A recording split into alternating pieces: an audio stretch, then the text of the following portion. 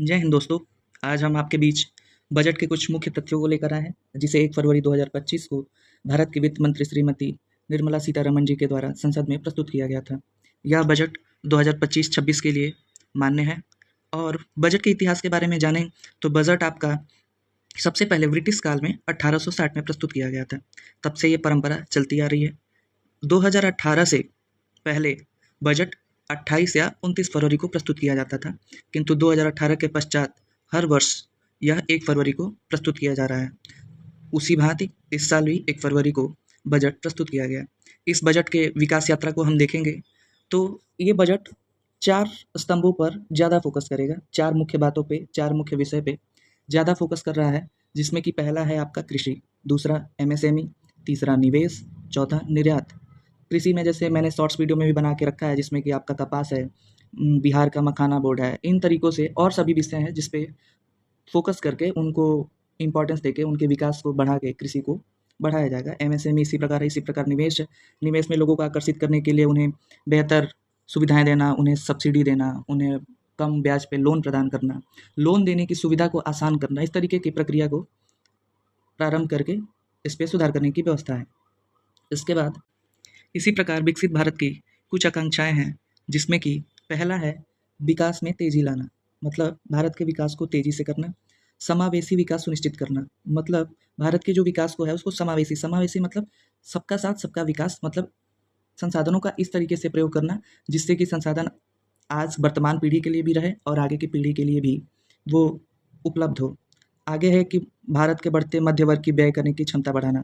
भारत के मध्य वर्ग की व्यय को, जिससे कि भारत में सबसे बड़ी जो जनसंख्या है वो मध्य वर्ग की है, तो इस वजह से मध्य वर्ग पे इस पे ध्यान दिया गया, जिसकी एक कड़ी के रूप में या एक पहलू के रूप में आप 12 लाख मुक्त आयकर को देख सकते हैं कि जिसकी आय 12 लाख तक है उसको आयकर मुक्त रखा गया है, जिसमें वो वार्षिक आय है ना कि महीने की, मासिक आय ना कि वार्षिक आय दी गई है कि अगर जिसकी वार्षिक आय 12 लाख है तो वो आयकर मुक्त होगा।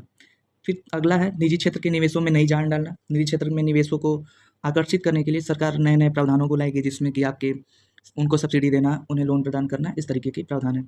परिवारों के मनोभाव में उल्लास भरना, ये सब कार्यक्रम होंगे तो परिवार के मनोभाव में उल्लास तो आएगा ही। अगले स्लाइड में हम देखेंगे कि रुपया कहाँ से आता है, जिसमें पहले नंबर पे है आपका उधारियों अन्य देनदारियाँ। इससे भारत के बजट में 24% हिस्सा किसका है, तो सिर्फ उधारियों का है। मतलब भारत अपने बजट का 24% हिस्सा सिर्फ उधारियों से प्राप्त करता है। दूसरे नंबर पे है आयकर। आयकर जो है वो 22% हिस्सा रखता है बजट में।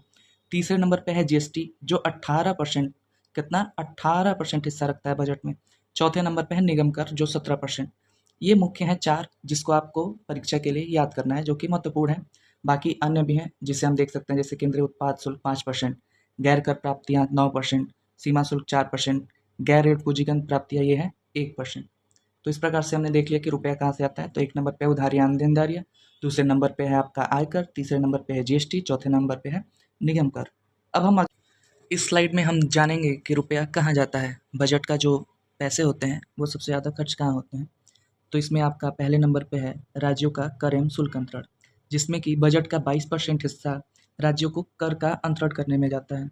दूसरे नंबर पे आता है ब्याज भुगतान। ब्याज भुगतान में 20%, मतलब बजट का 20% हिस्सा ब्याज भुगतान में जाता है। अभी ऊपर वाले स्लाइड में हमने देखा कि भारत सबसे ज़्यादा रुपए कहाँ से लेता है, तो उधारियों से लेता है, तो उसका ब्याज भी तो चुकाना पड़ेगा। तो सबसे ज़्यादा कहाँ जाता है, ब्याज भुगतान में 20%। फिर अगला हम देखेंगे तीसरे नंबर पे है आपका केंद्रीय क्षेत्र की स्कीम, मतलब सेंट्रल की जो स्कीम होती है उसमें 16% हिस्सा, बजट का 16% हिस्सा केंद्रीय क्षेत्र की स्कीम पे खर्च होते हैं, जिसमें कि आपकी रक्षा में सब्सिडी नहीं ली जाती है।